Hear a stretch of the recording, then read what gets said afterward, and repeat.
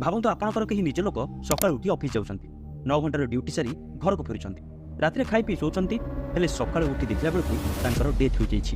ଆପଣଙ୍କୁ ଶକ୍ ଲାଗିବ ନା? ଏହା କୌଣସି କାହାଣୀ ନୁହେଁ, ଏଇଟା ହେଉଛି ଗୋଟେ ସତ ଘଟଣା। ଉତ୍ତରପ୍ରଦେଶର ମିର୍ଜାପୁରରେ ରହୁଥିବା କ୍ରିଷ୍ଣାକାନ୍ତଙ୍କ କ୍ଷେତ୍ରରେ ଏହା ଘଟି ସାରିଛି। ଏକ୍ସେସିଭ୍ ହିଟ୍ ୱେଭ୍କୁ ସହି ନ ପାରିବାରୁ ଗଲା ମେ 31 ତାରିଖରେ ତାଙ୍କର ଡେଥ୍ ହୋଇଯାଇଛି। ଉତ୍ତରପ୍ରଦେଶର ମିର୍ଜାପୁର ଆଉ ନିକଟରେ ଥିବା ସୋନଭଦ୍ରା ଅଞ୍ଚଳର ପାଖାପାଖି 17 ଜଣ ସରକାରୀ କର୍ମଚାରୀ ଏକ୍ସେସିଭ୍ ହିଟ୍କୁ ସହି ନ ପାରିବାରୁ ତାଙ୍କର ଡେଥ୍ ହୋଇଯାଇଛି। ଖାଲି ଉତ୍ତରପ୍ରଦେଶ କାହିଁକି, ଓଡ଼ିଶାରେ ବି ଗଲା 3.5 ମାସ ଭିତରେ ଏକ୍ସେସିଭ୍ ହିଟ୍ ୱେଭ୍ ଯୋଗୁଁ 41 ଜଣଙ୍କର ଡେଥ୍ ହେଲାଣି। ଏଇଟା ତ ଅଫିସିଆଲ ଡାଟା। ଅନଅଫିସିଆଲି ଏହି ମୃତ୍ୟୁ ସଂଖ୍ୟା 118 ଛୁଇଁଥିବା ଚର୍ଚ୍ଚା। ଖାଲି ମଣିଷଙ୍କ କ୍ଷେତ୍ରରେ ନୁହେଁ। ଏ ଦୃଶ୍ୟ ଦେଖନ୍ତୁ, ଏଇଟା ହେଉଛି ଦିଲ୍ଲୀ। ଦିଲ୍ଲୀରେ ପଡ଼ିଥିବା ଏଥରର ରେକର୍ଡ ତୋଡ଼ ହିଟ୍ ସହି ନ ପାରିବାରୁ ଗଛରୁ ତଳକୁ ଖସି ପଡ଼ୁଛନ୍ତି ଏହି ବାଦୁଳିଗୁଡ଼ିକ। ଏକ୍ସେସିଭ୍ ହିଟ୍ ୱେଭ୍ ଯୋଗୁଁ ଏଥର ନ୍ୟାସନାଲ କ୍ୟାପିଟାଲରେ ଜଳ ସଙ୍କଟ କେତେ ଯେ ଉତ୍କଟ ରୂପ ନେଇଥିଲା ଏକଥା ସମସ୍ତଙ୍କୁ ଜଣା। ପାଲ୍ଟିଏ ପାଣି ପାଇଁ ଖଣ୍ଡଯୁଦ୍ଧ ଭଳି ପରିସ୍ଥିତି ଉପୁଜୁଥିଲା। ଆଉ ଏ ଯେଉଁ ସବୁ ସ୍ଥିତି ଆପଣ ଦେଖୁନାହାନ୍ତି, ଭାବୁଛନ୍ତି ଯେ ଏହା ଭବିଷ୍ୟତରେ ଘଟିବ। ଏହା ଭବିଷ୍ୟତରେ ନୁହେଁ, ଏହା ବର୍ତ୍ତମାନ ଘଟୁଛି।